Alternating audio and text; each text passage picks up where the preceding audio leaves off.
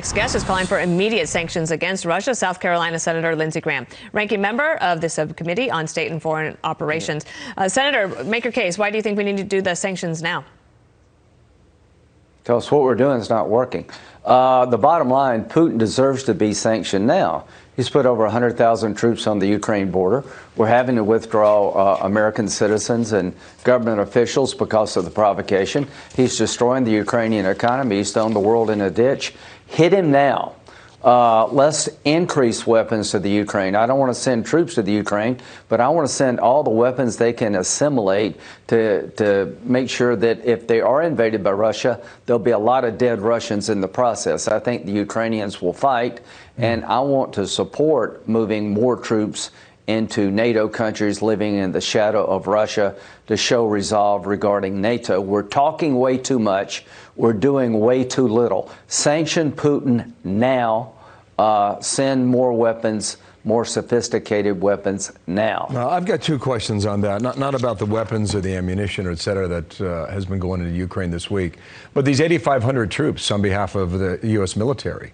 Yeah. 7 years ago, after Crimea was invaded, we sent 5,000 troops to Poland. I'm not arguing that 8,500 should be engaging with Russian forces, but why send them at all if they're going to be in Romania or Poland? Or I mean, what sense does that make? Well, what is Putin trying to do? He's trying to push NATO away. He's trying to break the will of NATO. He's trying to make sure that the Ukraine and Georgia and other countries never get admitted to NATO. He's trying to neuter NATO. So what should the proper response be when it comes to the Baltic states living in the shadow of Putin's Russia? We should have a bigger NATO presence. As he tries to dismantle NATO, we need to try to build it up. That's just one thing to do.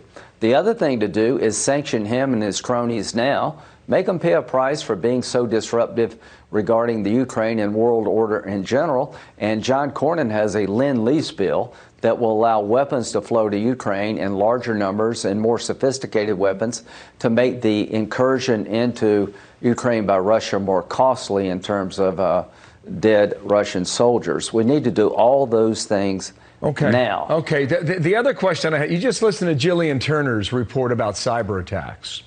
You remember the summit that Putin and Biden had over the summer? I think it was in the month of June. A lot of that we were told was to tell Putin to back off. And it appears over the past 6 or 7 months that the number of cyber attacks, at least here in the U.S., have been diminished incredibly, at least that we've heard about anyway. Right. How much concern would you have about that increasing yet again, Senator?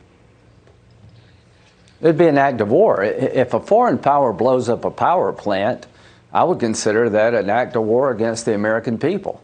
If you shut down a power grid or water supply, that would be an act of war. Whether you use a bomb or cyber techniques, it's all the same consequence to us. So I'd put Putin on notice. If there's a cyber attack against critical American infrastructure, we're going to respond in kind.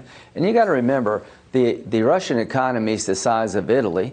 They're very dependent on oil and gas. We can do far more damage to their economy than they can to ours. And the only reason we're dealing with all this provocation is because of Afghanistan showed the world that Joe Biden is weak. And weakness in one area increases aggression in other areas. And I will just finish with this. If we don't get the Ukraine right, if Putin dismembers the Ukraine without consequence, China will surely go into Taiwan, and the most consequential change of all will be the Iranians will break out and try to get a bomb. Right, and then that story is developing too, right, with the envoys that have just decided to resign from that position. Yeah. Senator Lindsey Graham, thank you so much. Thanks for being here. We'll talk again very soon. Thank you.